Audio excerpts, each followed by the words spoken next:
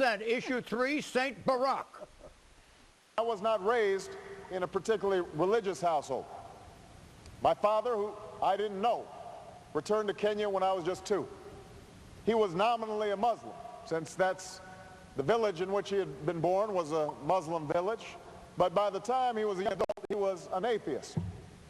My mother, whose parents were non-practicing Baptists and Methodists. At age 27, Barack Obama chose as his place of worship the Trinity United Church of Christ in Chicago. One of the 5 historic commitments of the UCC is multiracial and multicultural accessibility. Jeremiah A. Rice, Senator Obama's pastor, describes Barack Obama in terms that reflect the faith of the UCC congregation. But a man who does not compromise his belief, a man who believes that Muslim, Jew, Christian, atheist, non-believers, black, white, all are God's children and all can live together and work together. That's the Barack that I've known for 20 years. That's a powerful endorsement. What's wrong with it? What's wrong with that endorsement?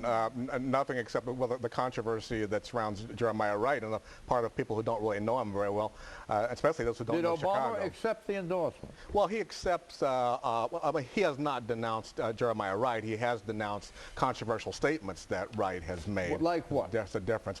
Oh, well, you know, a number of things in regard to America being a racist country and America's actions leading to 9/11, this sort of thing. Which folks on the right don't care for. If you don't show unblemished patriotism all the time, and this old video has mysteriously surfaced in the last week. No, old video of Reverend Wright saying rather inflammatory things that have put Barack Obama on the defensive, and a lot of pressure on a lot of pressure on Obama to further disown him and to distance himself from his statements. We've seen, Geraldine Ferraro stomped to death for nothing, and this fellow said the chickens came home to roost on 9/11. He said GD America.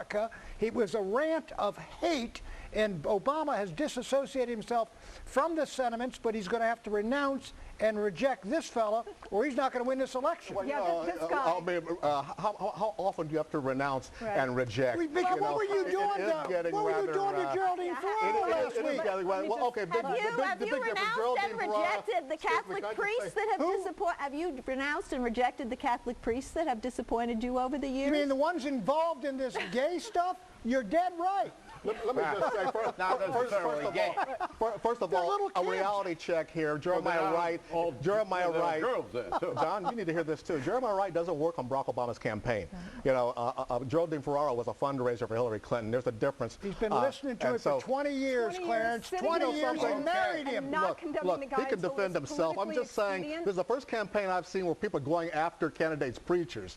This is a new game field that we're working on now.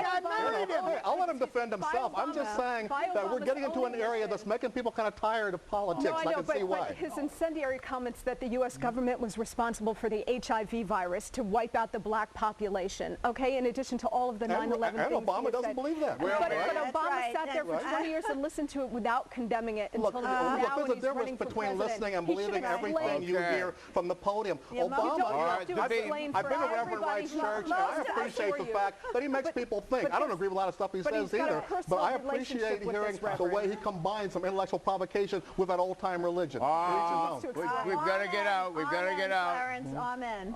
Congratulations on